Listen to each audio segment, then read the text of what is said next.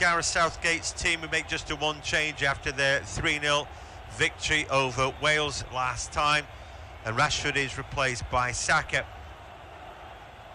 Right, they've just kicked off. England, as ever, had taken a knee, but the time for gestures is over. The time for a little bit of football has begun. The round of 16 is trapdoor football, isn't it? And well, England will be hoping that they can get over the line against Senegal one way or another. I'm joined by Ben Rogers. I'm John Hogan.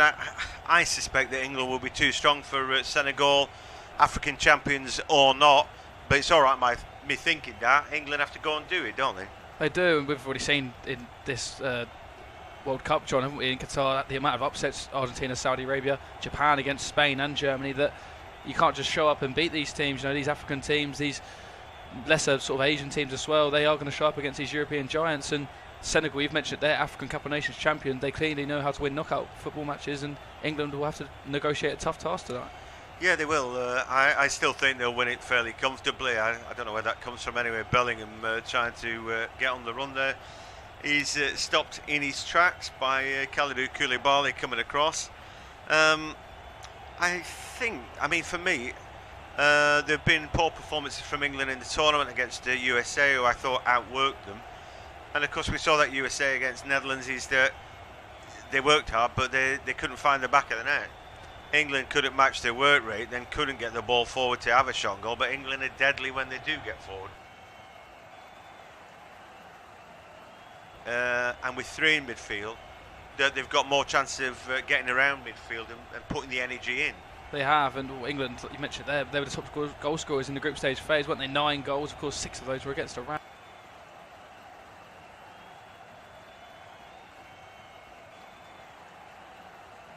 And I'm sure it's only a matter of time before he starts firing, so it does look an ominous task for Senegal. But you know, African Cup of Nations champions, they're clearly a side that work well together, and you don't want to write them off too early. And as we've mentioned, this World Cup has proved more than anything that anyone really can beat anyone, and football games are not won on paper. No, exactly that. They've got to go and do it, England, and nobody said it's going to be easy. I think they win by 2 clear goals.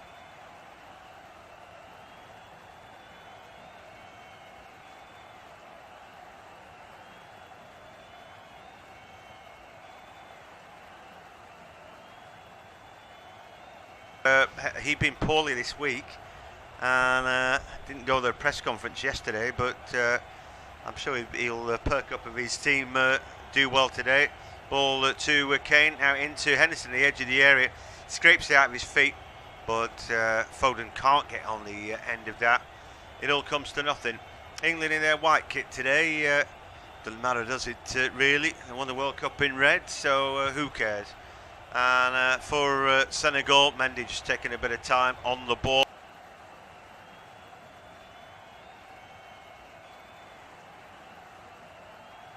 Moment, just need to keep a bit of possession because they don't look too assured on the ball. They're giving the ball away in some sloppy positions already, and they've done it again there. I mean, there was no real pressure from England, but Senegal have opted to go long, straight into the hands of Jordan Pickford, and England, this is just a chance for them just to settle down here and really play the way into the game. And this is the sort of style that Gareth Southgate would have wanted, just a bit of possession, get everyone a feel of the ball, and then England can just work their way into the match as they did against Wales so effectively. But saying that, England have given the ball away poorly there.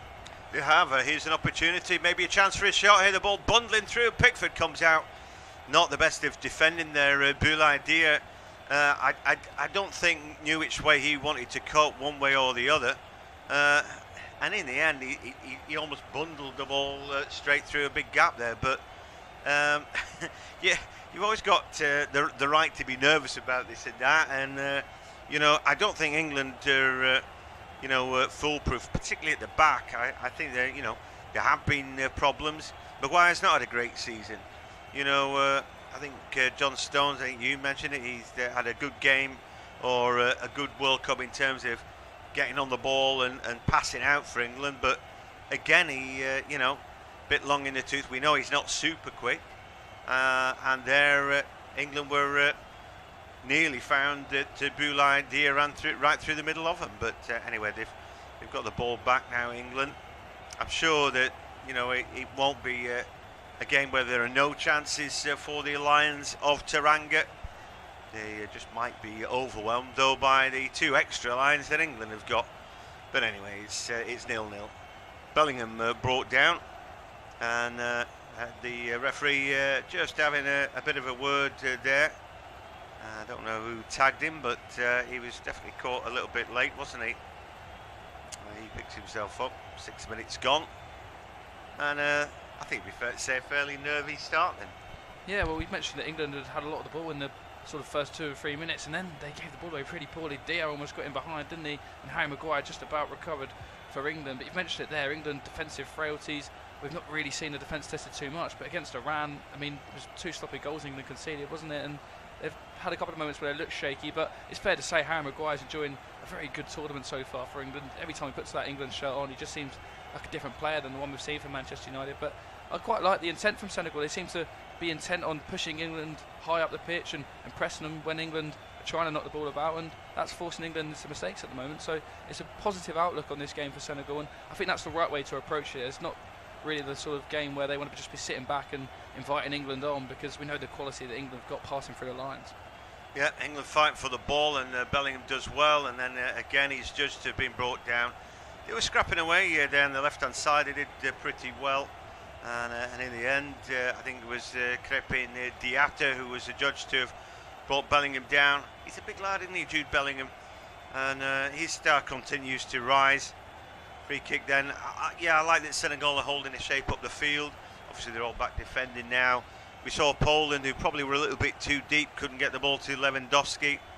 You know, it was like sort of one-out forays for them. I thought Poland actually played quite well, but I wasn't sure the tactics necessarily gave them that much of a chance. Senegal trying to hold bodies up the field, but for the moment some defending to do. Ball goes to Kyle Walker, who launches it towards Declan Rice. He's at the byline, scrapes the ball in, and Maguire tries to get in, does get there, but Koulibaly is able to get rid of it. They still haven't cleared their lines. Harry Kane now trying to get a shot away, little heel from him. We can't find Foden. England have the ball back though, and but eventually referee is blowing his whistle.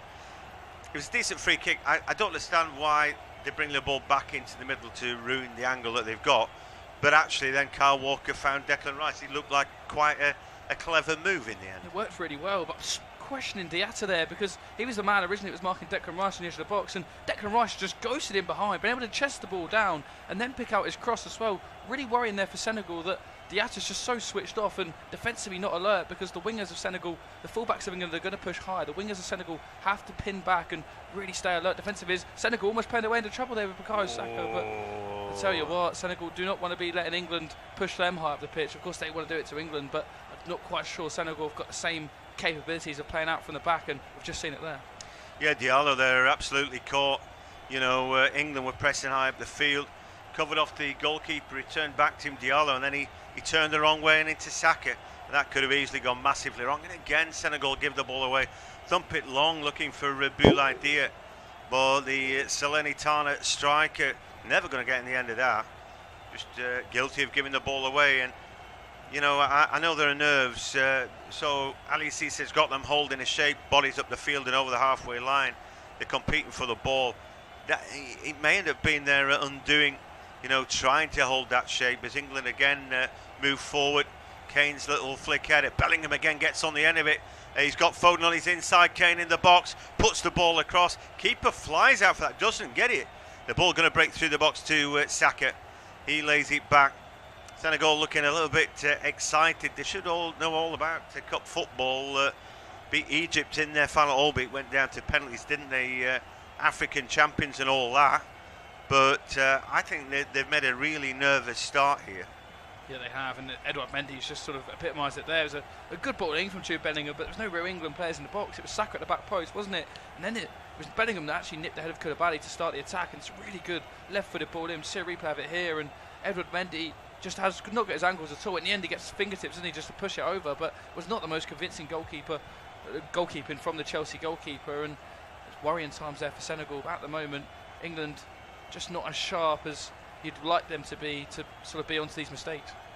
Yep, England have made a decent start though, and I think they'll be relatively happy. They want to throw in now Luke Shaw, just on the ball. The Senegalese fans not happy about something, but the drum's still banging. They make a load of noise. A really colourful spectacle, the Senegalese fans, particularly those lads with the white faces.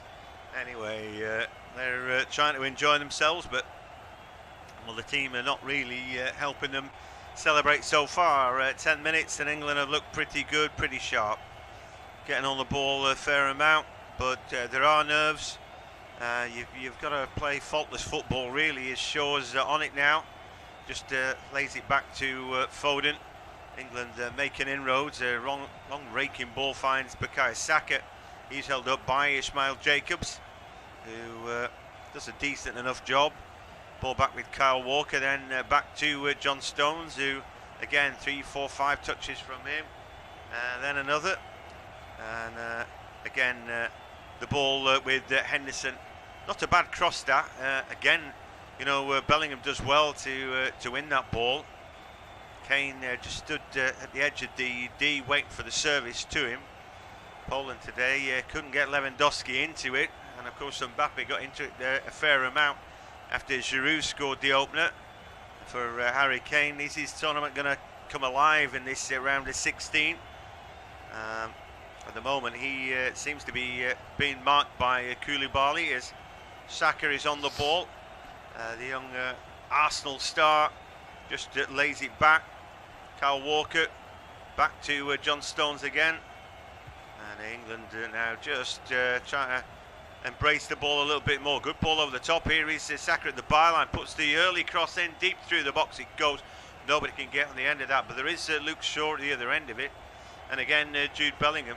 Little Cruyff turn from him, buys himself some time. Foden, then did he get the shove? Bellingham, can he keep his balance here? Runs into a challenge of Koulibaly, and they're just about able to clear their lines through Sabali.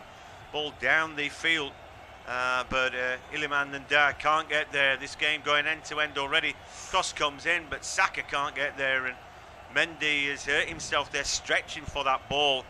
Looked a decent cross, but nobody could get on the end of it. Yeah, it was Maguire that intercepted this through ball from Senegal, and then he just about keeps it in, and I think it's Harry Kane offside, but he's not, because the centre-back there of Senegal is Diallo. He's so deep. Kane's onside, and he fires a ball, left-footed ball, across the 6-yard box. Bukayo Saka just times his run a tiniest bit late, and he's inches away from getting there a bit earlier there from Saka, and he's in. But yeah, Mendy just seems to have just maybe tweaked something in his back here as he just let that ball go, because as soon as he gets up, you can just see him sort of gesture at his back. He seems to be right now, the Senegalese goalkeeper, but I think he's saying there was a little bit of contact, and there was, but the tiniest bit he was really overreacting.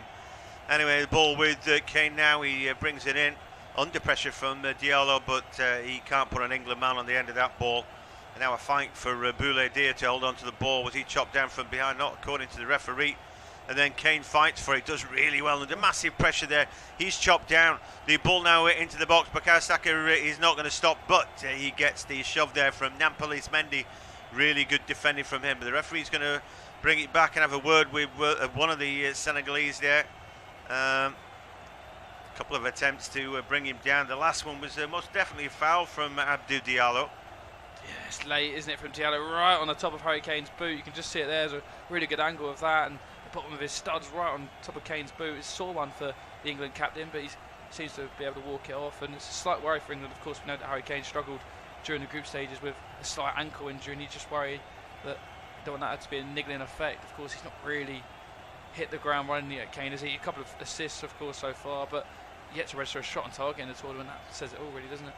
Yeah, I think that Rashford has had a good tournament so far. I know they're very different players, but he obviously could step in. I think what Kane does ever so well is bring others into the game. He plays like a number 10 at times. Jude Bellingham started this game so well, isn't it? I mean, it's about 6 or 7 times I've counted already in the opening 14 minutes that he's won the ball back. He looks really up for this, Bellingham. Here he is again, right at the heart for it, winning England a throw, and it's a brilliant start from the young teenager. Yeah, I would agree with that. For me, he's been pretty good. He's awesome this game. He's been everywhere. I thought Bentancur has had a good tournament. He looked pretty strong and in form. But nobody more so than the 22 for England. Anyway, we're 50 minutes in. England 0, Senegal 0, and I'd like to think that Gareth Southgate was fairly pleased with the start that's been made. Yeah, it's a game that England would have known that it would take patience today, because Senegal, yes, they've conceded in every group game, but they've not been conceding goals for fun, have they? They've been pretty solid over the majority of it, and they were very solid in their African Cup of Nations campaign at the back as well. And of course, when you've got the likes of Koulibaly and Mendy sort of at the heart of their defence and their back line, you know that there's going to be real quality, real Champions League quality there for their side. So it is a struggle for England, but opening 15 minutes, of course, apart from that slight worry they had from Dia running in behind, there's been little to worry for Gareth Southgate's side, and they've started the game well, just haven't seen a lot of the ball at the moment, but yet to really create the first opening, are they? Sure, beats his man, he's brought down, it's another free kick. Our referee today, we've not mentioned him, but Ivan Cisneros from El Salvador, and so far he's spotted most things. I've got to say that I think he realises you know, that players here playing on the raggedy edge and all that, but if you burst past someone and you're brought down, it's, you know, a free kick. He's not letting much go like that.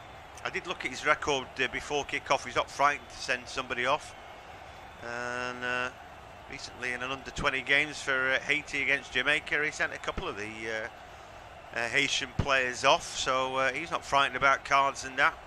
Anyway, England making a break. Kane, their first touch a little bit heavy, and that means the ball's taken off him, and the first counter-attack may be an opportunity for Ismail Assar, who's a good player.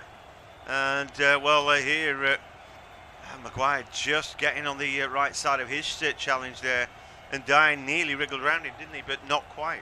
Yeah, he did. It was a poor ball from Luke Shaw into Harry Kane, though, wasn't it? And I don't know, you mentioned it was a loose touch from Kane, which it was, but it was really loose to see Maguire here just tussling with his man, and in the end, Maguire sort of takes his eye off the ball, doesn't he? Just tries to lean into his man, and the linesman's been fortunate there to the England number 6, and England have won a goal kick from that. But you can see that the pace the Senegal have on their wings with Sarr and Diatta, and through the middle with Dyer, that they are going to cause a few problems to the England backline, which you've already mentioned lacks pace in Stones and Maguire, and Shaw's not really the quickest either, is he? Of course, Kyle Walker does not lack for pace, but England will just have to be wary that Senegal might catch them on the counter-attack, because the three lines like to play a high line, and I'm sure Senegal have looked at that as a real area of where they can have success. Yeah, poor ball back there from Declan Rice, sends Walker scurrying back. Walker just bombed forward there and then lost the ball. Ismail Assar is playing inside left today. I've seen him this season for Watford, and I thought he's been brilliant. But in the Premier League, and when he needed to step up for Watford last season, he didn't. You know, I thought he was really disappointing. Is he a fair weather footballer then, is what I'm saying? Can he affect a game when his team is not getting on the ball? I'm not sure about that. But I know that he's got a lot of quality about him if they can get him on the ball.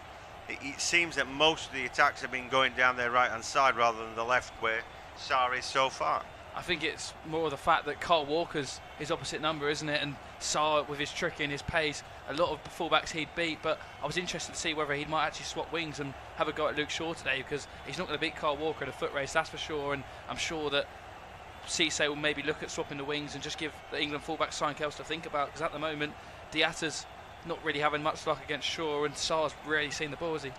Yeah, I think you know, if England do get through and face France, then I would expect that Kyle Walker you know, will have to deal with Kylian Mbappe one way or another. So I guess here, you know, getting a little bit of work in against a good player in Ismail Assar is maybe is a good preparation, as Koulibaly plays the ball out, finds the man on the right hand side, Crepin Diatta. Bellingham once again puts himself about, and he's there. England playing well, but probably need to create a few more chances. Edouard Mendy's not had a great deal to do, and again the Senegal fans having a bit of a party breaks out in the stand, but yeah, they'll keep trying to enjoy themselves as long as it lasts, I suppose. Trapdoor football it is, but here again Diallo makes a bit of a mistake. He didn't pay for that, but he misjudged the ball to him. He strolls forward and he's giving the ball away, and it's easier there for Walker to pick it up, and his ball forward then looking for the number 9. Harry Kane was poor, and in the end, well, the ball deflected off of a Senegalese player. Sure, it deflected. It should be a corner kick, that. Kane's waiting for it. His signal for a corner linesman. Yeah, it was a really strange one, that, because I was going to say, John, I'm not quite sure why Diatta's left it to run, and he was just letting it run and letting it run. I was about to say to you, I'm sure this took a deflection, and in the end, the linesman and the referees have made the right decisions, we can see on the replay. But it's a really strange one, that, because it wasn't just a slight deflection, was it? It was a really obvious deflection off. Well, I mean, he must have been sort of blindsided to that, or looked away at the wrong moment, because he just let the ball go out. You thought, well, what are you doing, mate? It's a corner. Yeah, real chance for England, and then we're waiting for the referee to say it's a corner, and a corner it is. But yeah, they'll be furious, won't they, if this one goes in? They could have dealt with it, but they didn't. Now Foden then, left-footed in-swinger. The ball comes in, and the header goes over the top from John Stones. Under pressure there, it wasn't a freebie by any manner of means, but the ball in at the near post wasn't bad. He ended up heading it the way he was looking. Just needed a glance in. In fact, it came off his shoulder there, Ben, but you know, he got there first. It was a decent attempt on another day. It ricochets in somehow. The only thing that England haven't done is you know, get efforts in on Mendy's goal, as Bellingham again fighting away with Iliman and Diet, who they come deep for the ball. 21 minutes gone, goalless, and Senegal bringing the ball out from the back, but they've been strangers to the ball this half so far. England have been dominating the game, but need to turn that into goal chances, as a little flick of the ball from Ishmael Jacobs, and he didn't get quite what he wants. Pickford has to come out then and head the ball away from Ismail Assar. He did well at Pickford, because that's not an easy ball to deal with. You know, quite a long way outside his box, as Jacobs now looking for a throw parallel with the edge of the area. First bit of sustained pressure, the ball put through the legs of Walker. Sarr then looking for the old give and go, but he doesn't get it back, and England failed to clear their lines though. Sarr again waiting for the ball, chops it back, but Walker then can clear it toward the halfway line, picked up by Koulibaly. He's done pretty well, but his ball forward is poor. Then England give it away. Maguire has given it to Diatta. Great ball into the box, a real opportunity. Sarr puts it over the top from close range. And I've got to say that Pickford did just enough to put him off there. Sarr's claiming that should be a corner kick. What do we see here, Ben? What do you reckon? Well, first of all, it's a real poor ball from Harry Maguire, isn't it? Let's make no mistake about that. But then it's a really good turn of pace from Diatta, and it's a really good ball in as well. Dyer's onside. Just look at his shot there. Does it catch the arm of John Stones? I think that's what the Senegalese players are appealing. We're about to see a better replay of it here. Stones does well to get his body in the way, but it's off the midriff of Stones and onto his hand, so I can't see this being overturned, and surely not a penalty. It'd be really unfortunate if it was, because it's literally off the midriff of Stones, then flicked up onto his arm into the path of Sarr, and he just, Pickford, give his credit there, it's about 5 yards out. Pickford comes out, makes himself massive, and Sarr puts it over the bar, but we're in quite slight stoppage in play as the referee is speaking to his VAR official, but I can't see this being overturned, John.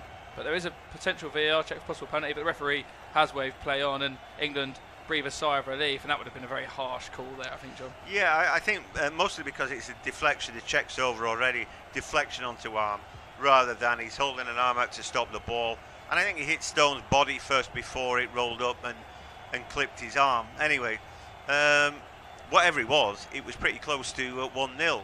Best chance of the match by a mile, John, and that's exactly what I was talking about, what Senegal can do. You know, on the counter-attack, they play at real pace, and just one mistake from Maguire, wasn't it? And I've seen that a couple of times from Maguire. I just think he just needs to relax a bit on the ball. I know he was so keen just to get that pass going there, and wasn't really on, was it? And he had a lot of time to take a touch and just play the ball. Sometimes, you know, the first pass you see is not always the right one, so bring it down and just play a ball off to Luke Shaw. But he's tried a 20-yard through ball into Phil Foden, and it just wasn't on. No, exactly. Yeah, sometimes you know, just put your foot on the ball and wait for an easier pass. You know, I think when you're in the final third, you can force things and try something that's a little bit more extravagant, but maybe it's not when you're playing out from the back. Anyway, we're halfway through the first half. You're listening to independent off-tube studio commentary from myself, John Hogan, and now to take us through to half-time is Ben Rogers. Yeah, it is, and it's England that will be the happier of the two sides at the moment, but they've not really been able to create anything yet to register a shot on goal, and Senegal have had the best chance through Ismail Assar and Dyer there as Harry Maguire again gives the ball away. He's having a torrid few minutes. The Manchester United and England central defender, he's on the ball again here. He finds Luke Shaw, and England will just want to settle down after the last couple of minutes of play, where Senegal have actually had the better of the last 5 minutes, but England do look good when they're on the ball, and Senegal, to their credit, their shape at the moment is really good, and I'm sure Aliou Cisse will be happy with his side as John Stones has the ball for England here, and you've seen a lot of the ball in the first half, the England centre-backs, haven't they, John? But at the moment, it's just not a lot of movement ahead of them. It's a lot of sideways passing between Maguire and Stones, and just want to see perhaps, a change in the midfield. 'Cause I'm not quite sure this midfield three of Rice, Henderson and Bellingham is just working at the moment. They're quite similar players, aren't they? And don't really seem to be getting a foothold of this football match. Yeah, it's a weird one, really. I mean, you look at the stats and they've got 69% possession, but what are they actually doing with that? Like you said, Senegal giving them a good chasing, holding players up the field, which means if they do happen to win the ball back, they provide an opportunity. They've had 2 efforts to the 1 of England so far, but I still think England are playing well enough. Just need to pass a little bit better. I think Senegal would have watched the blueprint what the USA did effectively against England, and England need to counter that with a little bit more movement here. 1 or 2 players are taking a breather. England are on the ball, which you'd like to think would make England players move around a little bit more to get on it. Saka's just swapped to wings there, and I like that because it shows a little bit of invention. He's dragging his marker away, ball flicked up in the air, and England trying to make a breakdown left hand side. But I think they need to do that. You need to do the extraordinary, move from one wing to another, go look for the ball. There needs to be more movement and energy from England. Indeed, and just look back at that Senegal chance. It's England that, when they pass their way into trouble, Senegal, they're quick to react, aren't they? And they are posing a threat, which I'm sure Gareth Southgate will be aware of, and England needs to be aware of as well, is that every time they've made a mistake, twice it's happened now, Senegal have really come at them quick and created 2 opportunities. So it's a game of cat and mouse, really, and England, yes, they need to be brave in possession, but they also, they need to be wary that Senegal are posing a threat going forward, and I think it's the pace of their front 4 that's really causing the problems for England at the moment. And what I like is that oftentimes you see a team who think, well, we'll try and pick them off on the counter-attack, sit below the halfway line, and just don't hold the shape at all. Now what these guys are doing, England, it's not exactly a press. They're still standing off, but they're holding over the halfway line and congesting it, making it difficult to pass through them. They're not killing themselves trying to press the ball, but they're holding a shape. And so when the ball does break to them, they haven't got that far to go to get to the goal. They're giving themselves a good chance here, is what I'm trying to say. And England have got to be really weary of playing out from the back and playing the right ball. They have, and I've noticed something as well. The back 4 of Senegal seems to be really narrow, so England's wingers, they just need to stay a bit wider. Perhaps this is the sort of game where Marcus Rashford will have more success, because Foden likes to play narrow when he's in that front 3, doesn't he? And Bukayo Saka will always come inside as well. And the narrowness of the fullbacks of Senegal is just closing that space in the middle for England. And well, against the USA, England were really narrow, weren't they? And that allowed those 2 fullbacks to bomb on for the United States and to gain some ground. England, sometimes they need to think about getting around the back. That's when players like Grealish can come into his own as well. He can play left wing, and get round the back. I think he could play quite well with Foden on the inside of him. But you're right, both Saka and Foden want to come in and score goals, but that doesn't necessarily mean that Harry Kane's going to get any good ball. No, with Kane dropping so deep as well, it's just a couple of conundrums for Gareth Southgate to try and solve. At the moment, it's 28.5 minutes played at the O.A.T Stadium. England nil, Senegal nil, and whereas England are trying to remain busy, the likes of Saka and Foden trying to get on the ball and show for the ball, but at the moment it's Senegal that just seem to be able to contend with England, and I worry Gareth Southgate, but it's a long way to go in this football match. There's a little collision off the ball there between Mendy and Saka, and Mendy's just gone down holding his face. I think he's trying to say Bukayo Saka's elbowed him, but I'm not quite sure Bukayo Saka's the kind of guy that will be doing any of those antics. So I think the referee's just said enough of that and we'll get going again. I think Mendy's just trying to con the referee there, John. Yeah, and then after the referee's gone, he just flicked it in with his boot there, Mendy, and just maybe try to rile him up. Every trick in the book, isn't it? For both the 2 teams, really. If you think you can wind somebody up, then you do. Referee getting a little bit angry, isn't he? But anyway, free kick now for Senegal. England don't need to get drawn into that. They need to let their football do the talking. We said the game's not played on paper, but you look at the clubs that the England players are at, and you think, well, it's a more expensively assembled team. If you're looking pound for pound, they should be better. Diallo finds Mendy. Mendy, of course, of Leicester City. Quite been able to break into the team there, as if he's got his chance thanks to Chechu Kiate's ankle injury and Ajissa Gay's suspension. Here's Mendy again, and he finds his fullback Sabali. Sabali driving forward now past Jude Bellingham, but England's defence stay resilient. Mendy will pick the ball up again.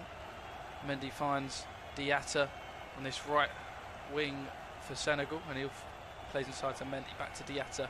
Senegal just enjoying a bit of the ball right now, just trying to quicken up the pace of the attack and try and create another opportunity in England's box. England's defence have just looked a bit shaky at times in the opening half hour here, and just a bit of food for thought for Gareth Southgate. Jordan Henderson looks to apply the pressure on Diallo, the Senegal centre-back, and forces him to go all the way back towards Edouard Mendy, and Mendy not always the most assured on the ball, and his kick there wasn't the best one. It finds ahead of Harry Maguire, who finds Koulibaly. It's a bit of pinballs, but the game's got a bit scrappy in the last couple of minutes, and I think that favours Senegal over England, John. Yeah, I think so. I think Jordan Henderson doing the right thing there. You know, let's press the ball. Mendy has had a difficult season for Chelsea, where he's lost the number 1 slot, and half the reason he's done that is because his inability to deal with back passes when he's under pressure. And here the ball just giving away another opportunity for Senegal. The shot comes in, great save by Pickford. Oh dear me, Boulaye Dia then right foot strike inside the box, and that was very nearly the first goal. Absolutely out of nowhere, wasn't it? It was a really nice bit of play from Ismaila Sarr to Saka, gave the ball away, and England players appeared for handball, but they'd stopped playing, and then Sarr cuts inside in a central position, plays a lovely little left-footed ball through to Dyer. John Stones tries to get away with it. It takes the tiniest deflection off of Stones' leg, which actually makes it more difficult for Jordan Pickford, but it's a really strong left hand from the England's number 1. He just sit here, deflects off the shin of John Stones, a real strong left hand from Pickford just to bat it away, and again Senegal with another shot on goal. Again it's Dyer breaking the lines and creating opportunities, and again Senegal look the more dangerous going forward, and England just at the moment seem to be struggling, and every time Senegal go forward and have an attack, they look dangerous, John. Yeah, they, England are making them look good. Like I said, I like the way that Senegal are set up. They're giving themselves a chance. England started like a house on fire.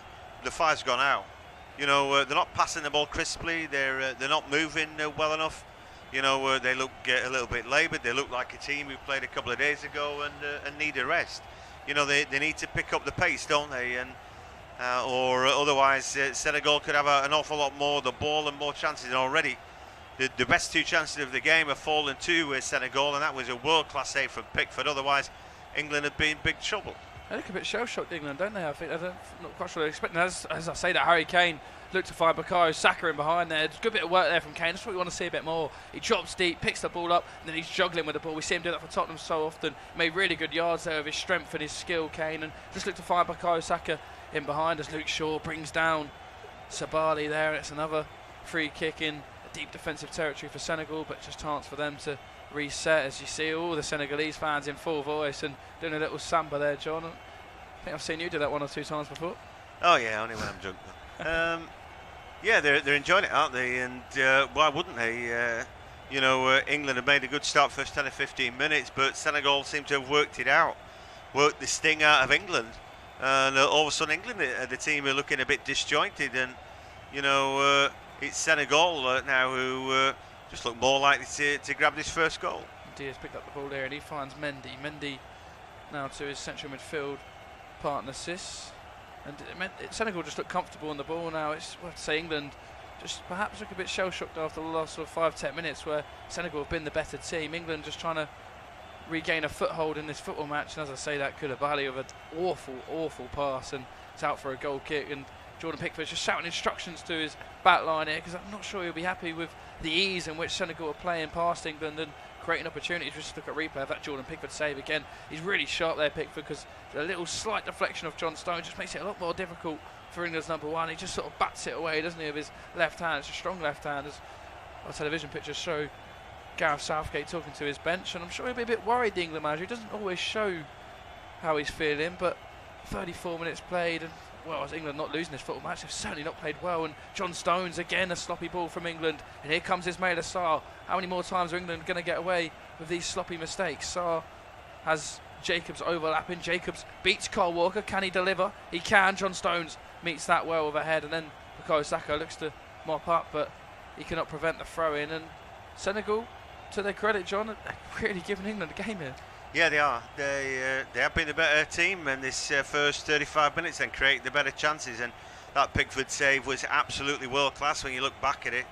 Vital, really had a determination about him that he wasn't going to get beaten. But honestly, I reckon there'd be a lot of goalkeepers in the competition who would have been beaten there. England trying to work their way through midfield. Now here is Kane on the ball. Maybe something developing down the England left. Yeah, great ball from Harry Kane to find Luke Shaw. Luke Shaw finds Phil Foden. His touch eludes him, but Foden works really hard to keep hold of the ball. He does brilliantly there, the young lad from Stockport, and he finds Jude Bellingham. Bellingham to Foden to Shaw, and England now have a bit of the ball, which they'll be very grateful for because they've not seen too much of it in the last 5 or 10 minutes. And here comes Harry Maguire to John Stones to Walker. England just knocking it about as they were for the opening 20 minutes of this game, but Walker's long raking ball was just neither here nor there, and it gives Senegal a chance to come forward with Ismaila Sarr against Kyle Walker, but Walker uses his strength, and I thought he'd won the ball back, but he hasn't. In the end, he brings down Ismaila Sarr, and the referee, Ivan Barton, says that is illegal play from Kyle Walker, and it's a Senegal foul, and this Sarr's just started to get in the game the sort of last 5-10 minutes, more attacks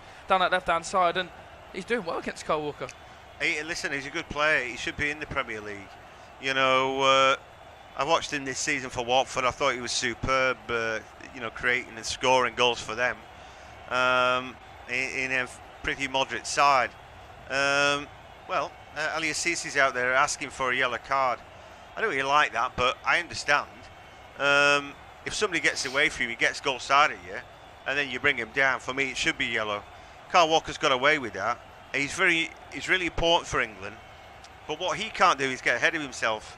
What I'm looking at is that when England pick the ball up, they look forward. There's a great big gap in the middle of the park.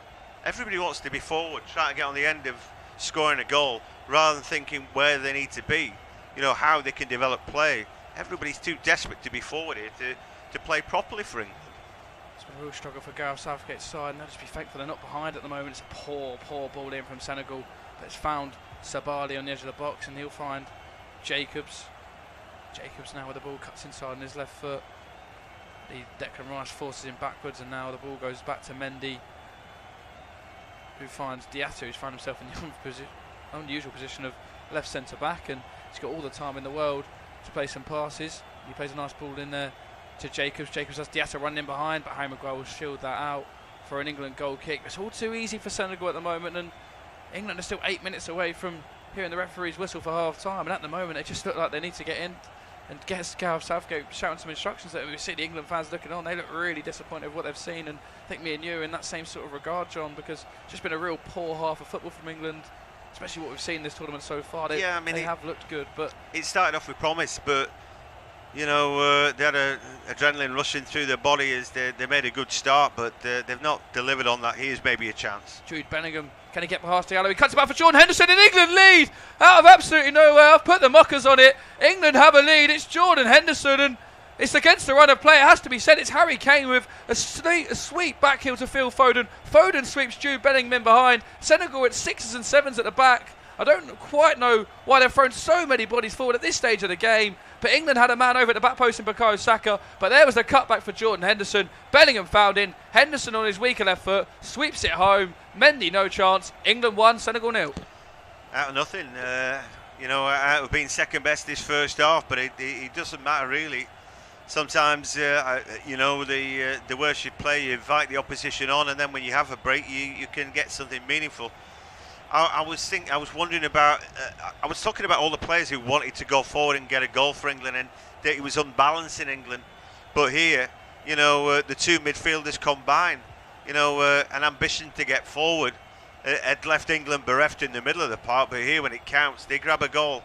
Yeah, it's hard to criticise them now, but it's weird, isn't it? The two midfielders putting the ball in the back of the net. All that was missing out of that move was Declan Rice getting a touch.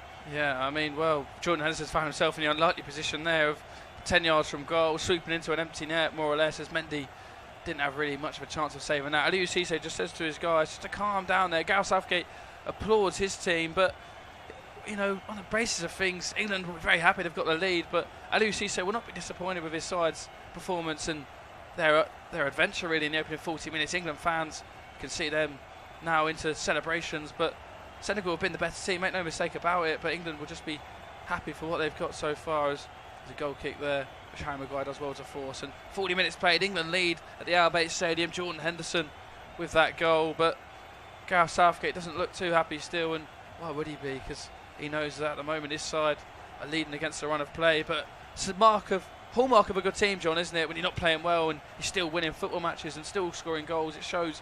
Well, one thing in the tournament, we've mentioned the amount of goals they've scored. They've looked deadly, haven't they? And goals have come from everywhere, just about everywhere, bar Harry Kane, who we were expecting, might be a potential Golden Boot winner. I'm sure his time will come, but they've been deadly in front of goal, and players like Bellingham with that ambition to get forward have been aiding and abetting. So it's not for want of that, but they allowed the back door open to allow Senegal. And here's another opportunity, though. Oh, Henderson could have made it two there. Harry Kane. No, it's Kane. Yeah. Wowee. Well, when the ball comes to him, he's sort of having to fetch back to get, which puts him slightly off balance. But that might have been 2-0 there. It's Bukayo Saka's work, and it's the first time we've seen Saka actually get his man. And we was crying for some width, John, wasn't we? And that goal for England just seems to have spurred the players on a bit more. Saka one-on-one. Jacobs did not want absolutely any of that, did he? Saka onto his left foot, shifts onto his right-footed ball, edge of the box, cuts it back to Harry Kane, and Kane, as you say, just slightly leaning back and just got completely under it and was over Edouard Mendy's goal behind for a goal kick.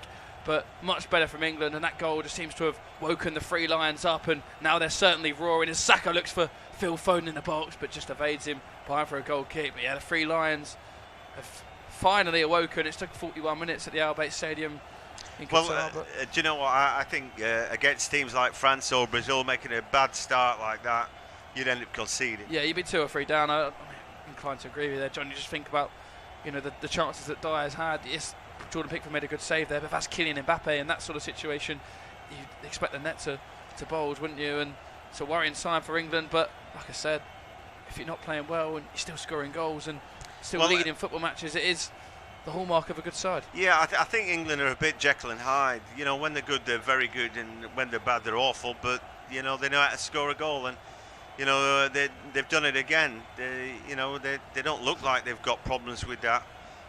They've got bodies rolling forward as Diallo caught Kane there, but I think the ball had flipped over the top of the England man there. Here come England again, bodies up the field. Brilliant from Luke Shaw to get involved, and Luke Shaw's in behind him. Is he going to square for Harry Kane, or is he going to shoot? Oh, in the end he's caught in 2 minds, and he takes an extra touch, Luke Shaw, head in hand. It was brilliant enterprise from Luke Shaw originally to win that ball back, and he caught Senegal out. Really good. It was Koulibaly's loose pass. Shaw's onto it like a flash, finds Bellingham, then Bellingham has Shaw on his left-hand side, overlapping him. First Shaw touch kills him. Takes the first touch, but you just got to expect him to get out of his feet right there. He takes a look up at the goalkeeper and then a look to the side. Just takes too long in the end, and then takes that extra touch. Well, first and touch, in the end, plays it off Mendy behind for a corner. Go on, John. First touch kills him, and then when his second touch should have been a cutback, and he touches it again, and he thinks, "Oh, I've blown it here."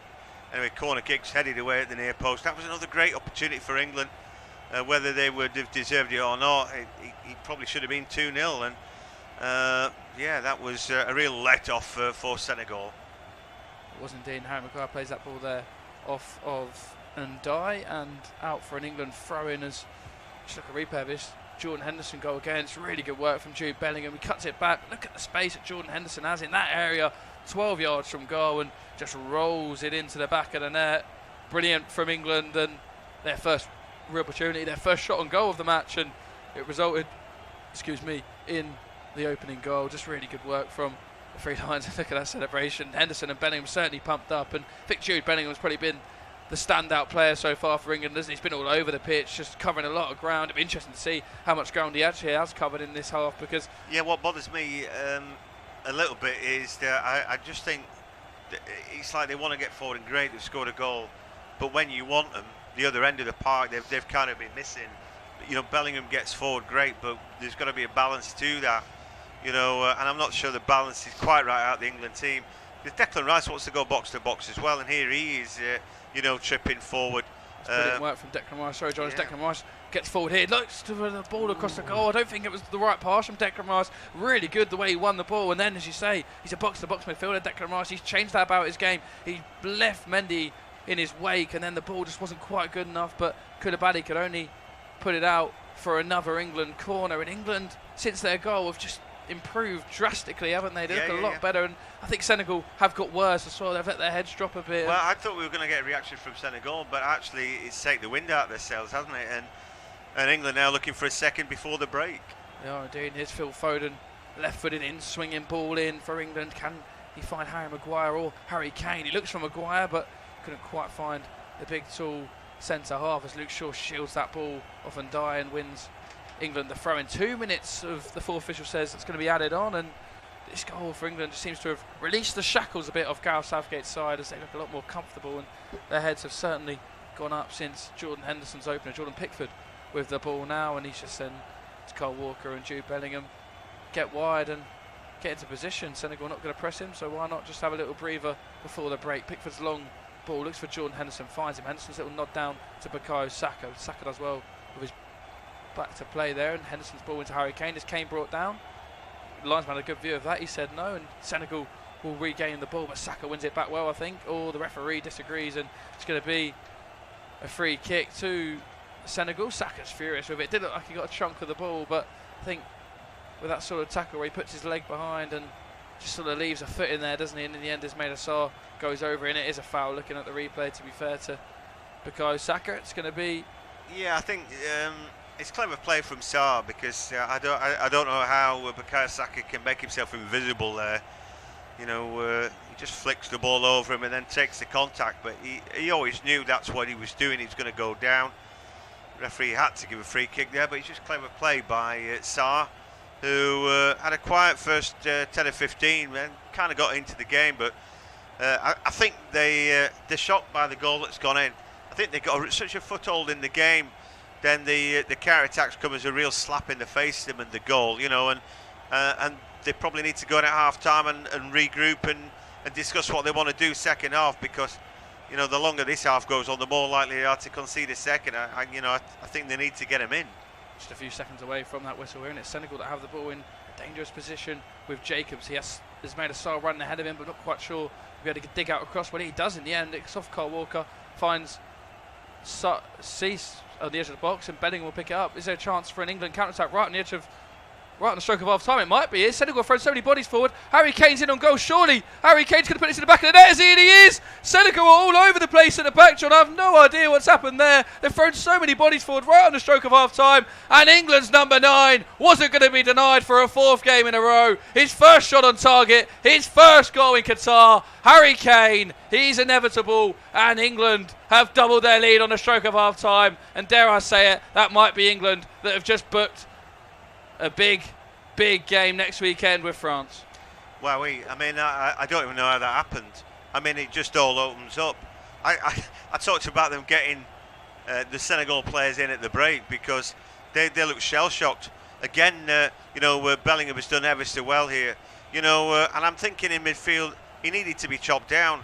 They didn't do that. And then it's a simple ball from Foden, and for Harry Kane, it's like catnip, isn't it? He just latches onto that. First time really he's been released in the World Cup, and it's just like, right, okay, I'm going to pick my spot. Absolutely drills it in. No chance for Mendy, no chance at all. 2-0 for England. He's done brilliant, John, hasn't he? And I don't want to take anything away from Harry Kane or Phil Foden. We've got to talk about Jude Bellingham here. How good was that? He skips past 2 challenges of ease, and he's been the star man. I'm honestly in awe of what I've seen today, because I'm looking at him again. I'm thinking, is this guy 19 years old, or is he 31 years old and playing his 5th World Cup? Because this is his first knockout game, the second youngest player to ever start for England in a knockout game behind Michael Owen, and he's absolutely running the show. That is the half-time whistle at the Al-Bayt Stadium. Me and John will talk a lot more, of course, about Jude Bellingham and the rest of the England players in the second half. But it's half-time. Goals courtesy of Jordan Henderson and Harry Kane, which means England lead Senegal by 2-0.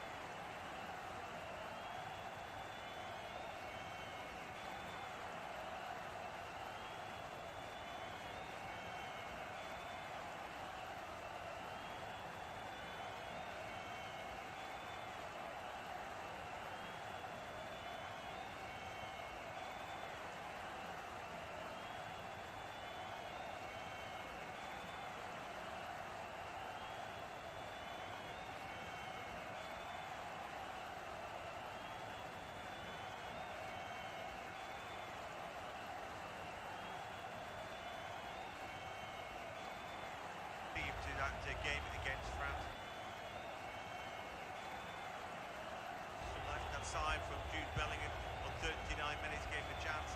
Then just before the break again, Bellingham a good break in the middle of the park. He found Phil Foden. A simple ball to Kane, put it through one-on-one, and he thrashed the ball past Edouard Mendy to make it 2-0. Well, it's half time at the O.A.T Stadium, England 2, Senegal. It's a very warm welcome back to our coverage of the game at the O.A.T Stadium. England had done themselves a big favour with that goal just before the break.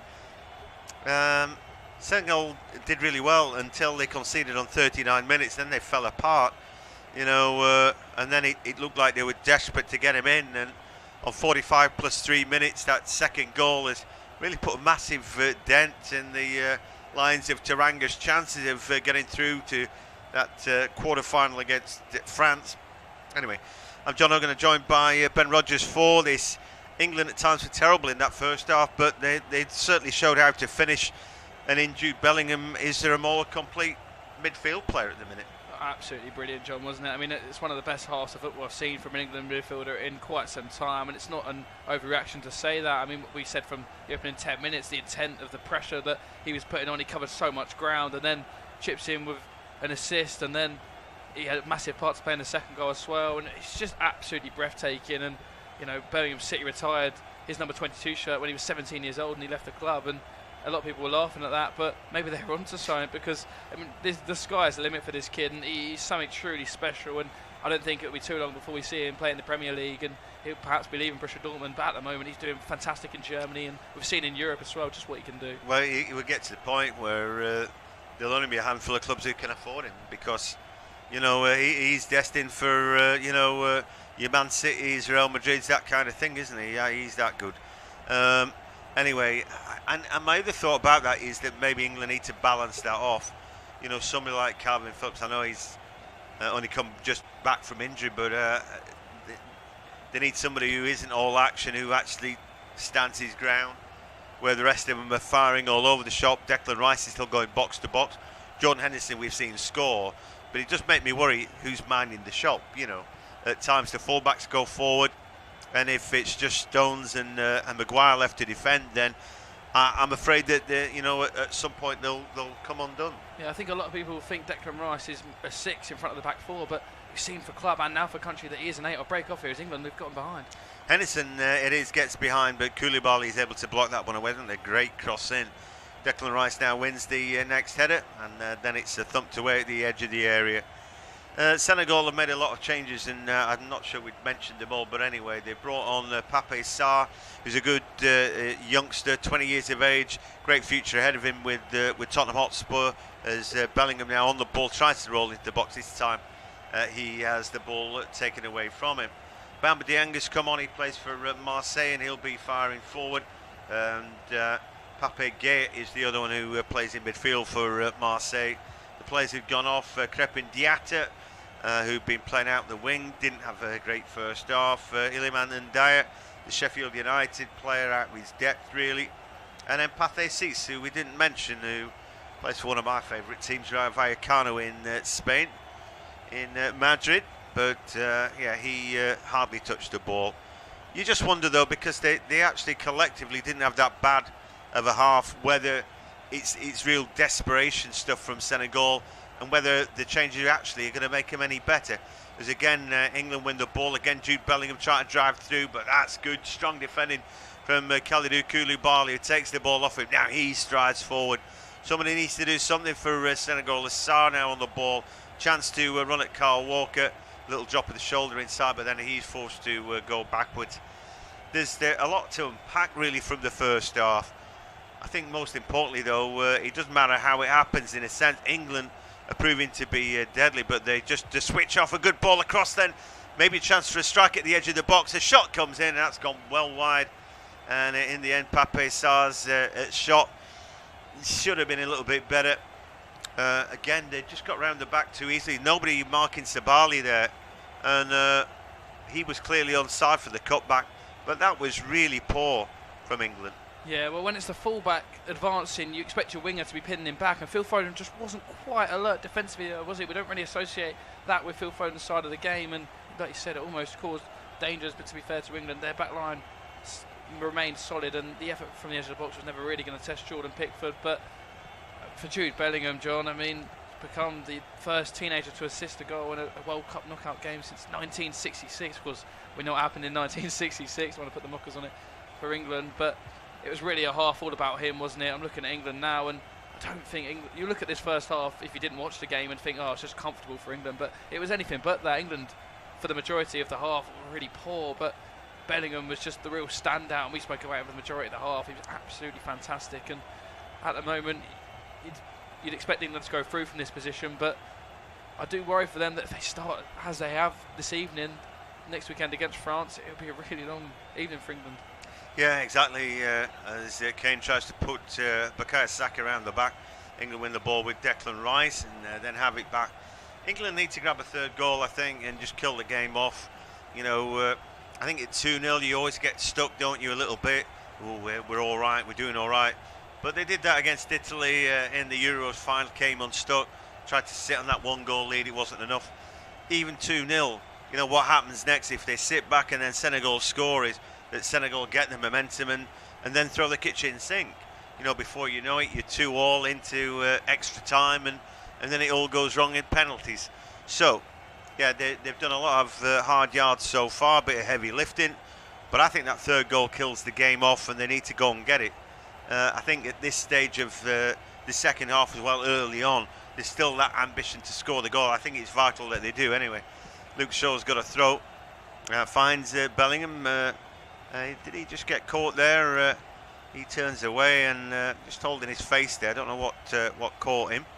The England bench looks on, and I think they'll be pleased. You know, everybody wants to play, but you know, you're hoping against hope, aren't you, that somehow you'll play a part further in the competition. Lovely ball from Kane. Now Bellingham picks it up at the edge of the box, just stabs the ball in. No England player can get on the end of that, but then Kane wins it. Really plenty of players around him, but England play their way out of trouble, and Kyle Walker picks it up, finds Saka, held up by Jacobs then at the edge of the area, and he just holds off would-be challengers. The ball now with Henderson, who likes to creep up on that right-hand side. Now the ball with Maguire. England pressing, playing well now. Seem to get so much boost out of that goal that they grabbed on 39 minutes.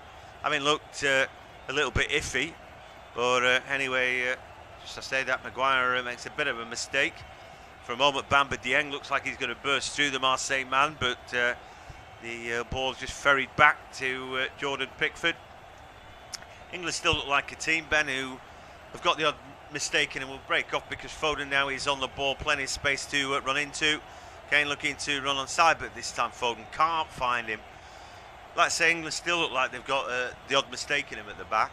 Yeah, definitely. And Senegal will take a lot of confidence from that first half, knowing that they did cause problems to England going forward, didn't they? Every time Senegal went forward, we mentioned it in the first half, John, they looked dangerous. They had a couple of opportunities where they could have scored, but if not for a good piece of goalkeeping from Jordan Pickford, they might have took the lead, because that was a really good save. I think you mentioned on commentary that not a lot of goalkeepers at the tournament would have saved that, and that save has kind of gone under the radar. But I think if England do go on to win this game, we'll look back at that moment and think that's a really big stop from England's number one. And you've mentioned it there. I think England at the back, Stones and Maguire, I don't think either of them have had a particularly good game at the moment. They look a bit shaky on the ball. Luke Shaw as well. So there's just a few nervy moments for England. And whilst it's 2-0, it's a very nervy lead. But I say that would break off here. England have won the ball back.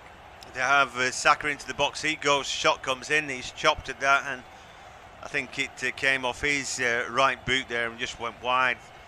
Good effort from Declan Rice, winning the ball high up the field, and England picking pockets all over the place now. They look so strong this second half, and if they carry on like this, they look like a team who are going to grab a third. Anyway, the ball has gone out, and no chance for Foden to stop that happening. And it's just going to be a goal kick for Edouard Mendy to take. But Senegal haven't quite come out this second half yet. Again, they'd made 3 changes, but they're having to get used to the new players in the setup, and it just looks now a little bit disjointed from them. 3 changes. It was quite drastic, John. I think we spoke during the interval, and I said to you, didn't I think they're making 3 changes. And I think it's a bit of a panic from Cisse. He's not really been in this position many times, as in the World Cup knockout stage game. Of course, he led his side to greatness at the African Cup of Nations, but I'm sure they wouldn't have found themselves 2-0 down at half-time. So perhaps shell-shocked and thinking that he had to make changes. But let's make no mistake about it, Senegal were the better team in that first half.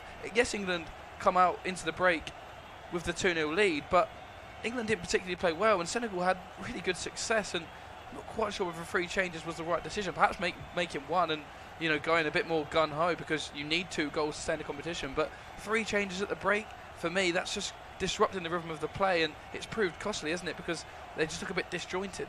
Yeah, England beginning to thrive now as Shaw finds Kane, picking it up. Good ball for Saka.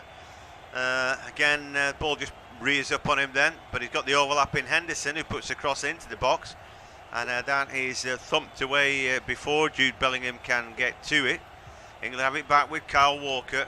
55 minutes on the clock. England 2, Senegal 0, and it looks like England very like to go grab a third of the way that they're playing. Bags of confidence. Off times the team takes the lead and then sits back on it. Shot from Kane. Oh, it's almost through Mendy. Wow, he went through his legs there almost, and then he looks, and luckily for him, the ball didn't gather any pace towards that goal line, but it was swerving and dipping in the air, and he nearly made a hash of that. Brilliant camera angle that, of just a swerve. And Harry Kane, he can hit a ball, can't he? We see that with his goal, but look at the technique on that, and the swerving away from Mendy in the end. Mendy done well, didn't he, just to get something behind it, but wasn't convincing. But luckily Kane's shot was so far out, and he's the centre forward, so normally the furthest player forward, that there was nothing there for no England players there to pick up the scraps. But a slight worry there for Mendy, because it wasn't convincing goalkeeping. But Harry Kane, that's a sign of a player who's really confident, isn't it? 35 yards out there. In previous games he probably wouldn't have took a shot, but now he's got his goal, he looks like a player full of confidence, and that's exactly what England want him to be. Kane now, we're trying to run through a challenge. He's half stopped, and now Foden, he hurdles the next challenge. Great ball into the box. Oh, it's 3! It's 3 and easy for England. Bukayo Saka just chipping it in from Foden's great to cut back from the left-hand side. Again, good work by Harry Kane. Multiple players hurdling multiple challenges, but England are absolutely on fire. Yes, they are, and that first goal has just really put the mockers on the game for Senegal. It's really put a sting in their tail. It's killed them off, but oh my, it has woken up the Three Lions, and they're certainly roaring now, and there's 3 of them as well. Kane, Henderson, and now Bukayo Saka. His 3rd goal of the tournament. Of course, got 2 in that opener against Iran, but it's really good play from England in the build-up, isn't it? Harry Kane, he's dropped deep to try and make an impact. The ball finds its way to Phil Foden. He skips away from Mendy, and then it's a brilliant square pass to Bukayo Saka. And look at that for confidence. As cool as you like, doesn't panic, and just lofts it over Mendy, doesn't he, into the far corner. Mendy just gets fingertips on it, but no chance really from that distance. Bukayo Saka has his 3rd of the tournament. We've spoken about Bellingham being a young sensation. Forget Jude Bellingham for the second. Bukayo Saka just turned 20 years old. What a bright future the kid has as well. And people questioned him starting ahead of Marcus Rashford today. Question Gareth Southgate no more. England lead by 3-0. Yeah, I wondered whether he crept offside in that move, Bukayo Saka. First time I saw him, I genuinely said this. I said he's going to get 100 caps for England. The first time I saw him playing for Arsenal, I just thought he's a different class. And it worried me that they at times played him as left wing back and all that. I thought he's an inside right. And we see that time and time again. He cuts in. He's got a good left foot finish. He's got the ability to get round the back. He's got a decent right foot cross when he needs it. But he's got quality on the ball. And those players who know how to finish, goals are difficult to come by. For some team, I watched Poland. It's almost like they could play all day, and then obviously they got a penalty kick which they needed a couple of attempts to score. But and that was Lewandowski. But here England again making ground, right hand side. Kyle Walker's trying to get the cross in. It comes right off the back of Jacobs. I think the ball splashed right off his kidneys. He gets back up. England here could win 5 or 6. They've properly got momentum now. They really could, Sean. And it's just so strange, though, isn't it, that we see that opening 35 minutes from England so flat, so negative, so jaded, and they just look a shell of what we know they can be. And then that one goal, and they just burst into life. And now every time they go forward, it's coming forward with pace, with power, with precision, and they just look absolutely deadly every time they go forward. And it's just it's Jekyll and Hyde. I think you described it, and it's the perfect way to describe it, because it's so weird how you can go from being so flat, and then that one sort of goal just sparks you into life, and now they just look a completely different team. Bellingham catches Sabali there with a late tackle, but it's game over now, isn't it? Yeah, fair play to Sabali. Didn't make a big deal out of that. Bellingham could have got booked with that, couldn't he? Just overzealous, sliding in, and caught his standing leg there. Yeah, I mean, for England now, I mean, the good news is that I think that Southgate can think about protecting his, his key cogs. I would take Jude Bellingham off. I think he's that important to England here. I want to keep that fella fresh. Kane is vital. He's played really well today. He's almost playing like that number 9 stroke number 10. Why not try out the players that have not played yet? The likes of James Maddison. He's in this England squad for a reason. We're seeing the likes of Jack Grealish, Marcus Rashford, and Calvin Phillips warm up here. But I'm thinking, why not see Trent Alexander-Arnold? Why not see James Maddison, the players that have not played yet for England, that have got a big opportunity to shine on such a big stage? Yeah, Jordan Henderson does well in the middle of the park. He comes up with the ball, and Declan Rice finds Harry Kane. He shimmies past the first challenge, flicks the ball out to Foden. Foden steps on his inside. This time Koulibaly gets back and gets enough on it, and then the ball is booted away by Mendy to Ismaila Sarr, but he's deep in his own territory, forced to go back. Yeah, I think he could look at a few, couldn't he? 7 efforts on goal, 4 on target, 3 goals for England. Look to be cruising as again Bellingham wins good ball in the middle of the park. He's been a colossus today. He's going to win man of the match almost no matter what happens now. Kane could get a hat-trick or whatever, but I think it's going to be Bellingham's game this. And he's been superb. But I genuinely think, the amount of energy he puts in, even though he's a young fella, I'd be wanting to take him off. And I would most definitely want to take Kane off, because he's another one that there's nobody who does what he does in that team. The likes, Foden and Saka, you could put on Grealish, you could put on Rashford. You won't notice a great deal of difference, I think, but I know who I'd be starting with, and that's the fellas that Southgate started today. But I'd be taking Kane and Bellingham off right now. I think those two are irreplaceable, really. Ismaila Sarr's gone down, and he's sort of hobbling away. It looks like Grealish is going to be the first change. Marcus Rashford stripped them ready as well. It's 12 goals that England have scored now at World Cups, John, and they've never scored more at a single tournament. And, with a potential, 30 minutes to go today and a game next week, England may be breaking more records under Gareth Southgate. Yeah, well, that's it. I mean, they said against Iran, well, it's only Iran. But they scored a couple of good goals, didn't they, with Taremi? But, all the teams who've got to the World Cup are good teams. They've worked hard to get there. I don't think there's anything that easy. When we see Saudi Arabia and teams like that, causing upsets, Japan as well, then you just think, right, okay, you've got to be at your best. Weirdly, England haven't been at their best for long periods of today, but, somehow they've found their groove. What worries me is that what it took a goal to find that.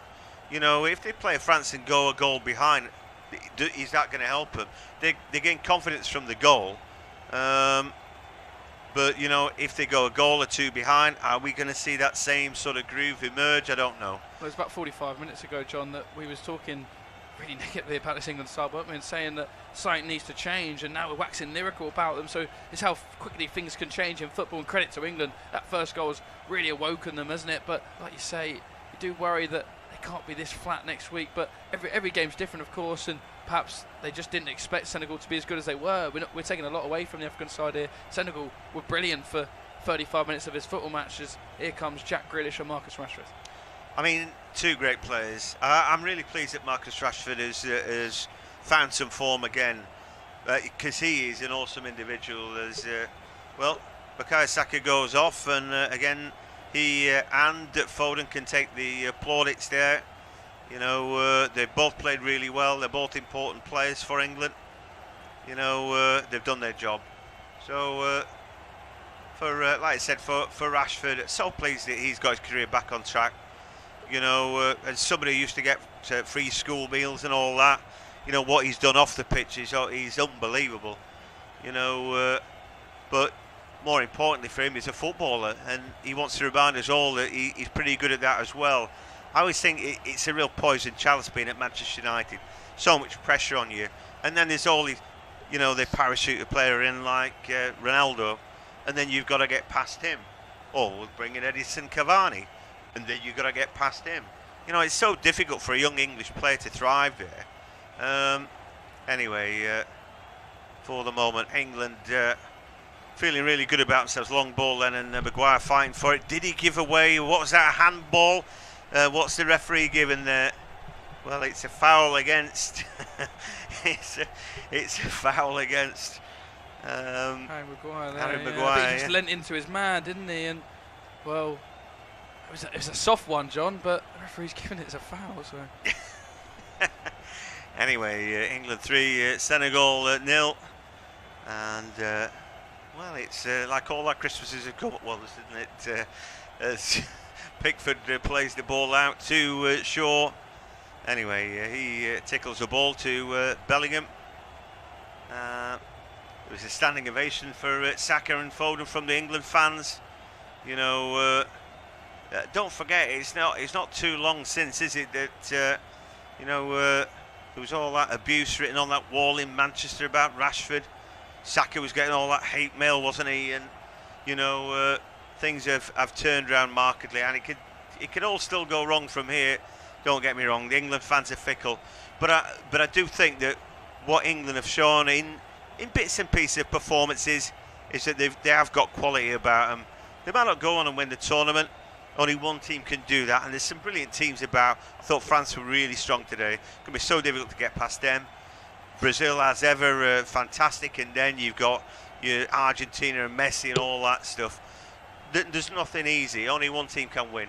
This is it, John. And the thing I look at knockout football, when everyone will talk about your route to the final, your route to the semi-final, I'm very much a realist and stay in the moment, because I think you've just got to take it one game at a time. I see a lot of pundits, like of Gary Lineker, talking about rest Kyle Walker for this game so he's fresh for Mbappe next week, and I don't agree with things like that. For me, I think, you know, you've got to live in the moment and play in the game. Don't overlook Senegal today. Yes, England are now winning the game 3-0. Now they can make the changes ready for next week, but there's no guarantee that Brazil will win their game, Spain will win their game against Morocco. Morocco have looked good in this tournament. Argentina, yes, are through. France, yes, are through. But you know, you'd expect these big teams to win, but this World Cup should be showing everyone, you know, likes of Germany not even making out the group, and your likes of Uruguay as well. A lot of people had them down as dark horses. You've got to win your football matches and do your job before anything else. And England at the moment are doing their job, and they've booked a date with France next Saturday. It's going to be a tough game, but you know, why can't England go out and win? We've seen the attacking players. We've got the likes of Kane,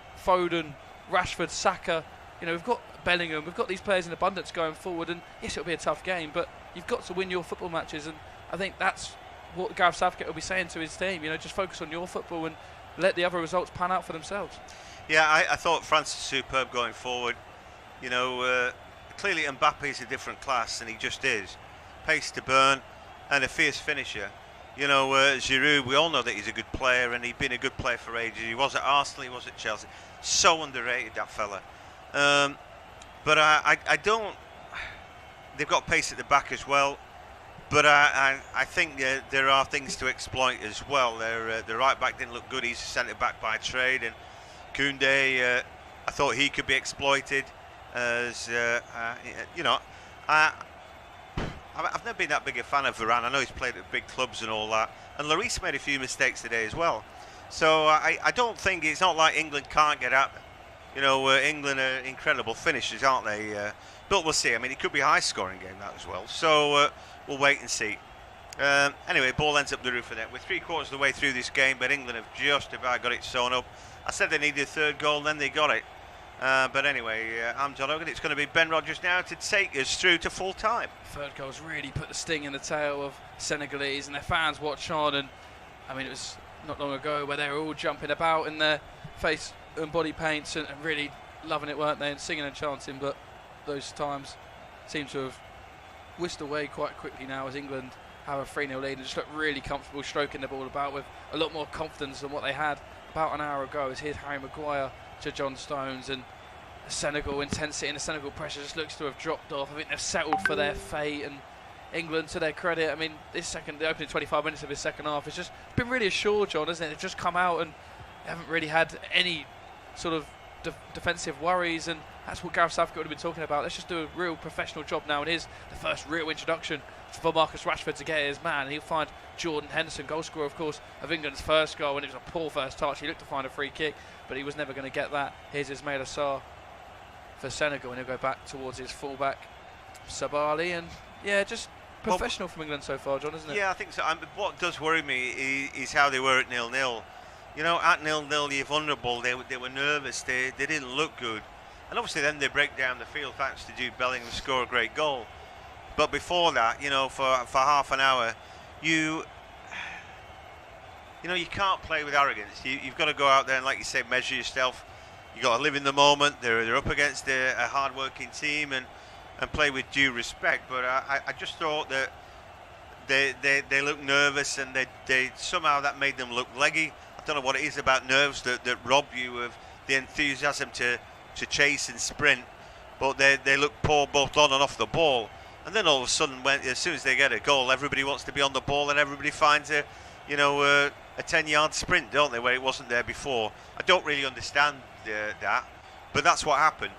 And they just can't afford that half an hour of being poor, really, up against better opposition. Anyway, another change going to be made now by Senegal, who have taken Boulaye Dia off, their striker, who hasn't had a kick this second half. No, he hasn't. He was a real impact player in the first half, John, wasn't he? He was breaking through the lines, getting in behind Maguire and Stones, and didn't quite happen for him. Of course, he had that big opportunity that was well saved by Jordan Pickford, but he's going to be replaced now by Jeju, and hopefully, well, for his sake, this will be his final impact at a World Cup, Jeju, so he'll be looking to really try and... Well, he's 29, he might just have one more left in him, but the thing is about him, he's got a really good scoring record, and he's a target man. I think at 6'4", you could just lob the ball to him. I was surprised that we didn't see him earlier, really, or that they didn't start with him. I thought, maybe they just think, oh, well, English centre-backs are more used to dealing with a big man and, would dominate. And maybe because they're playing with wingers who cut in rather than wingers who float the ball into the box. But now, last chance saloon, and they'll be just throwing the ball up the field up to this big guy and seeing he can't get something off it.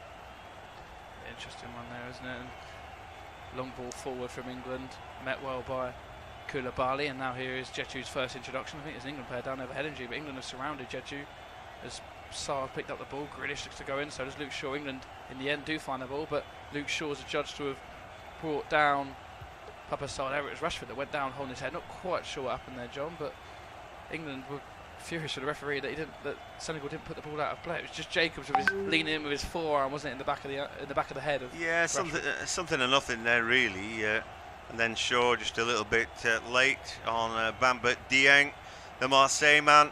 It's a free kick for Senegal, but they're a long way away from goal, really. Maybe this starts to come back.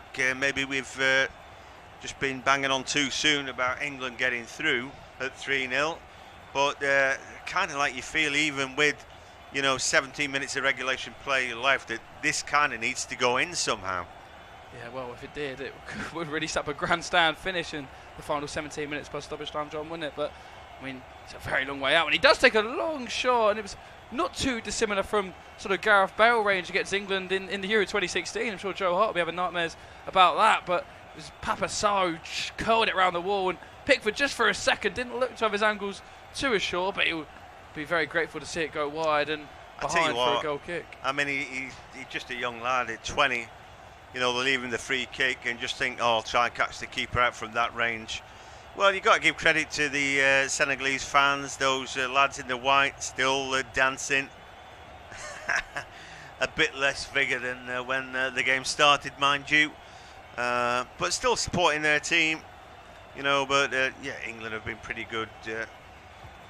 When they've needed to be, they've turned up the wick. We're going to see Mason Mount to come on now. I don't see why they would keep Harry Kane. Calvin Phillips going to come on as well. I'd be taking Bellingham off. There are key cogs out there I also think it's important to get Calvin Phillips a bit of game time. I think he's a player who could end up being important. You know, with all due respect to Senegal, they're bigger fish to fry at times, and teams who are going to put England under pressure. And somebody like Phillips just might have a part to play for England. Yeah, I think you mentioned it earlier that Declan Rice is now more of a box-to-box. He's not quite that sort of player that will be a 6 and just sit in front of the back 4, whereas Calvin Phillips is very happy to be glued to the 2 centre-backs and just stick in that role, isn't it? And I'd quite like to see Phillips and Rice play together, because remember at the Euros, that partnership was really effective, wasn't it? And they were 2 of England's standout players, and people were talking before the tournament, can they play together? And they've proved in the tournament they definitely can. I mean, weirdly enough, in that tournament, Calvin Phillips played closer to goal, which I didn't really understand. I think either did he score or put an assist in one of the first games as Kane's brought down a yellow card. And so Koulibaly's shown us why Kane should go off. He's no attempt to play the ball there, just bundles right through the back of him. You know, yeah, that's a bad sportsmanship really from Kalidou Koulibaly.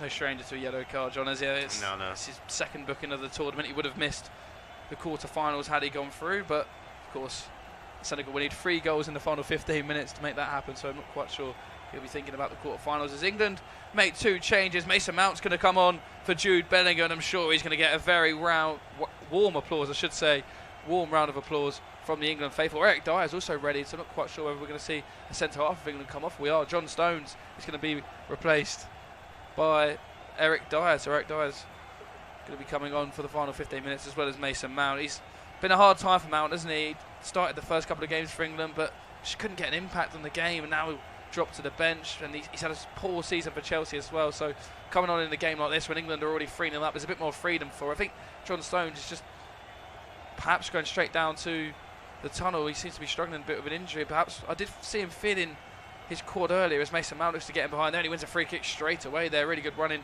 in behind from Mason Mount, but just to confirm those changes, it's Bellingham and Stones off, and Mount and Dyer on for the final 15 minutes. Yeah, I still don't understand why they haven't taken Harry Kane off. Like the crown jewels, isn't he? You know, I know he's a big, strong lad, can take it, but he'd had problems with an ankle, and I don't see why they want to flirt with disaster there. We've already seen that Koulibaly just booted him there. You know, and it's almost like, well, if we're not going to get through, then we're going to make sure you don't play a part. You know, a little bit of nastiness creeping in, sour grapes perhaps from the Lions of Teranga, but again, it's another free kick for England.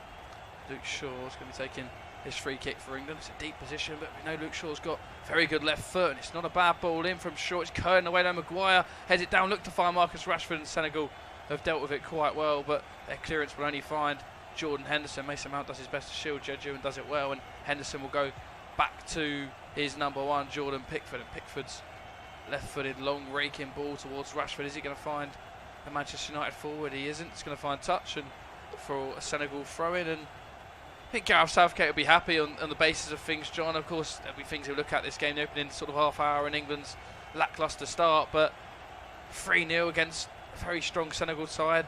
Just won the African Cup of Nations not too long ago, and on the basis of things, I think people expected it to be a trickier evening than what it's planned out to be. Yeah, all but me. I thought it would be relatively easy. What I was surprised is how poor England played, but I genuinely felt that if they grabbed the goal early enough, then they'd make life easier. And I mean, early enough is a goal in the first half. You'd always take that. I thought that once Senegal had to, come out hard at England, that gaps would open up, and that proved to be the case to some degree. But what I was surprised about was how poor England were to start with, and then how brittle Senegal were once a goal had gone in. It was like they were desperate after that first goal, and we thought, and I was thinking at the time, well, Aliou Cisse can't get them in for half-time early enough, because they looked like they were going to concede another, and then they did just before the break. It's like that one goal had completely taken the wind out of their sails, and that was the end of their tournament, sort of thing. And it's weird how, all that fight and everything about Senegal that was good just absolutely disappeared after that first goal.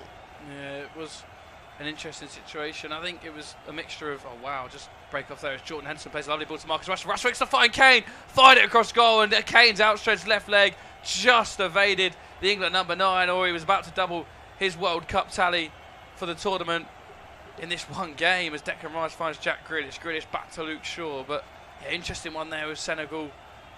They were brilliant for half hour, as we mentioned, but the first goal of England, their heads seemed to drop, and England just got a lot better as well, didn't they? I don't think Senegal could quite contend with the pace and just the deadliness that England showed in attack, the poise. But it's so weird that it took a goal to make England play like that, because they didn't play like that before the goal. Obviously the goal was good, and that was all down to Jude Bellingham, just that drive and ambition, where others were rowing in that first half. He got about the pitch that much. I was just a little bit worried that he was leaving England short, but I shouldn't have worried, should I? Because actually Bellingham's turned out to be the key cog today and has put in a world-class performance. I mean, it's his game today, isn't it? You can already see the newspaper headlines tomorrow just waxing lyrical about how good that boy from Birmingham, Jude Bellingham, is, and just at such a young age, the ripe age of 19 years old, and he's going to be going a very long way, isn't he? Well, I mean, if you think about what it takes to get into an international side, all these players are athletes, aren't they? And then to make players around you look ordinary, to get up and down. I mean, he's running a marathon, but he's running a sprint.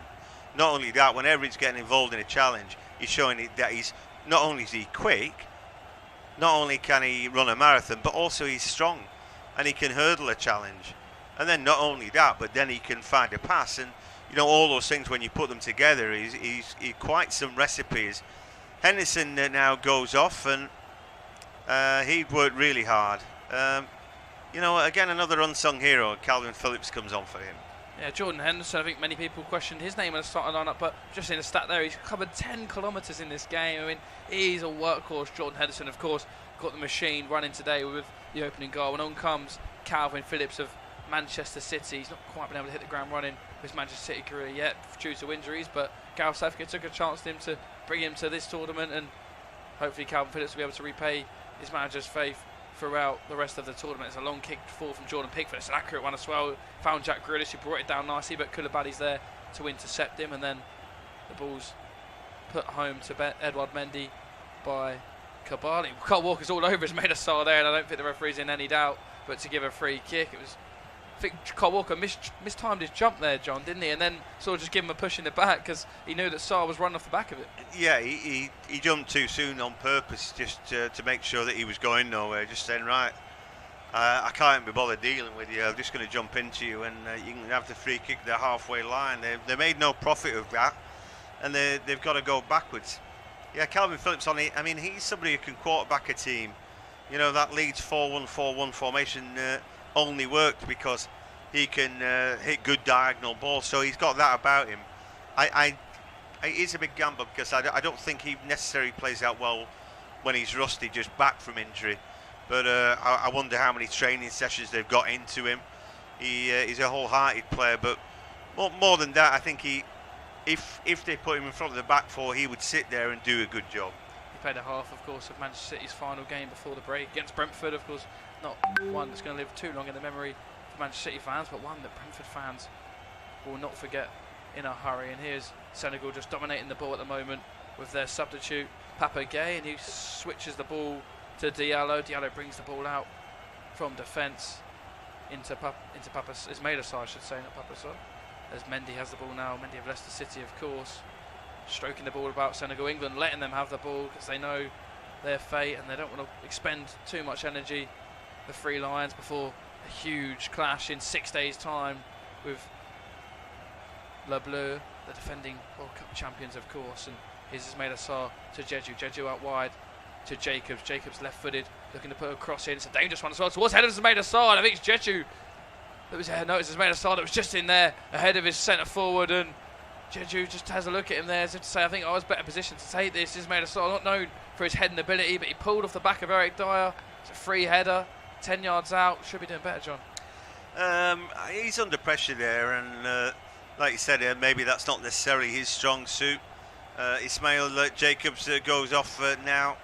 Played all right, and Balou Touré comes on.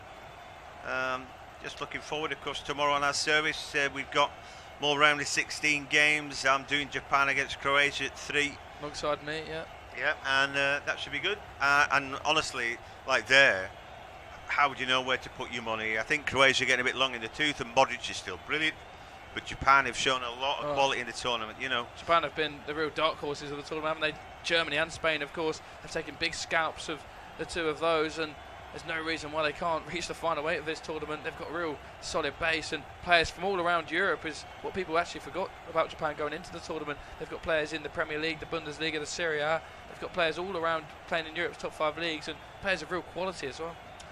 Yeah, playing in the top leagues and also in Scotland. Anyway, and then Brazil against South Korea at 7. So everybody likes watching Brazil, and that's for a reason, because they're pretty good to watch, aren't they? So that should be exciting too. I'm really enjoying the World Cup so far. I think obviously it doesn't hurt if your nation's doing pretty well, and it looks like England are just about through. But I think the football in the tournament, at the very least, is being of a high standard. You know, we've seen some surprises. We've seen a little bit of quality. France have quality today, and England have shown their ruthless cutting edge as well. But yeah, it all augurs well. I think Argentina, Netherlands is going to make a good quarter-final. England, France, and we'll see how we get on tomorrow. Yeah, well, it's shaping up to be a quite simply brilliant World Cup, isn't it? With Argentina, Netherlands, and England, France. Potential for some bigger ties as well. Later down the line, Argentina could face their old rivals Brazil in the semi-finals, but they won't want to get too ahead of themselves. They've got tough tasks, and Brazil have still got to navigate past South Korea tomorrow, and South Korea just taken that scalp of Portugal. I was lucky enough to do that game, and they're very good in large periods of that game defensively, South Korea, so it won't be an easy task for Brazil, but it'll be one they expect to go through, as Harry Maguire does a good bit of defensive duties there. As well, I did the other game in the group, as we see a shot from range, but that goes, and that was Ghana against Uruguay, of course, where Uruguay took the lead 2-0. You know, Luis Suarez was brilliant. It was all about Ghana getting revenge, but they couldn't. And then Uruguay thought, oh, that's it, we're sorted. Then the next thing you know, that South Korea victory, and then it's everybody went completely flat in that kind of Uruguay game, and nobody came away with anything. And then there were tears, but the South Korean boys, what a celebration it was for them. A long wait as well for them to celebrate, but they did in the end. You know, yeah, it's just been a really good tournament so far. A few shocks and surprises, some really good football. As ever, usual suspects rising to the top, aren't they? But you know, there's always a surprise and a twist and turn along the way, I think. There is. It wouldn't be football without that, and that's exactly what this World Cup has shown. Jordan Pickford with the ball now finds Declan Rice, who's dropped deep to receive the ball, and he'll find Eric Dyer and then receive the ball back again, the West Ham United man. He's been in the news lately, hasn't he? I'm sure that a lot of people see the interview of Declan Rice saying that this season will probably be his last season with West Ham, and next summer he does have aspirations of playing in Europe and really challenging for titles. And can you see him going to bigger and better things at the end of the year, John? Well, yeah, I mean, you never know. Presumably he wants to play in Europe, so that would make you know, the market for his name. You know, those kind of clubs. I think Man City have got Rodri and a Calvin Phillips, so it wouldn't necessarily be them. Man United are desperate for a holding midfielder, I think. So I guess that they'd be you know, one of the suspects to get him. You know, if he didn't want to leave London, and if he was content being at home, I just wonder if Chelsea have got the wherewithal now to be one of those European names, and can hardly think of anybody else. Of course, come through there. Maybe Arsenal. Of course, come through their academy, didn't he, Declan Rice at Chelsea? So there's a lot of love there, and his best mate Mason Mount also plays for them, which will probably help as well. But it can't. Well, they're not guaranteed European football, are they? Though? No, they're not. And you mentioned Manchester United there. They've got Casemiro, but of course he's the latter end of 30 now, approaching his mid-30s. Declan Rice young, but he's young, he's English, he's going to cost them north of £70 million, and have the clubs really got that amount of money? I'll break off here. Sabali comes forward for Senegal, cuts it back, and it's made a Saar with an air shot, and looks to be in a bit of space, and then an awful shot. I think is that Mendy? No, I'm not sure who that was, but it's pretty awful, that. Might have been the substitute Barlow Torre. Actually looking at it again, it's a really poor effort. It's really good work from Sabali. Got him behind Jack Grealish, who just was napping a bit defensive, and he pulls it back lovely towards Ismaila Sarr, but Jeju just gets a touch, doesn't he, to take it off the foot of Ismaila Sarr, and then awful effort from from 17 Pape Sarr. Pape Sarr, yeah. Yeah, I think it's the second time Sabali's got round the back. And I'm not being funny, but England have just got to, it's all right saying, they won 3-0 and it's dead easy. Sabali's got round the back twice now. A better team, and all of a sudden, your World Cup dreams are in tatters. And they just can't afford to do that, they keep knocking off. One thing about England is that they do play narrow. I thought, Grealish comes on, and he'd been used to playing left wing for Aston Villa. I remember, in the Championship season, and he helped get them up and all that. And, I was really pleased for him because it had not always been easy, coming up as the sort of young hope for Villa in their team, local lad and all that stuff. But what he did do for that Villa side was work back and help defend his fullback. And, I just think there's one or two fancy dans in their team who think they can knock off. Jack Grealish got to make sure that he's not one of them. But it's the second time Sabali's got round the back. Here is Grealish, finds Luke Shaw. Luke Shaw looks to just stand the ball up to the back post. Rashford gets on the end of it, but can only find the side netting. Done really well, Rashford, to get anything on that, to be honest. It was a clever ball from Luke Shaw just to stand it up to the back post. And Jack Grealish, it's the first time we've been able to see him go forwards. As I say, Shaw stands the ball up, and Rashford just peels off Barlow Toure, and he's trying his absolute utmost to get on the end of it, and he just cannot quite make clean enough connection. He finds the side net. I think Mendy had his angles covered. As we're into stoppage time now, the full official has indicated there'll be 4 minutes of added time. We've played just under a minute of that. It's about 3 minutes left of this game, and Senegal have had 9 attempts at the England goal, but only 1 on target, John, and that was, of course, that really good save from Jordan Pickford. But the surprise is that they've actually had more attempts than England. England have been ruthless, and the goals that they've scored, they've been gilt-edged, clear-cut chances. But it just shows you on another day, what if Pickford didn't make the save? That was pivotal at that point, wasn't it? And had England gone behind, what kind of reaction would we have got then? They reacted great when they scored a goal, England, but before that they'd been abject. And yeah, it's football can be odd.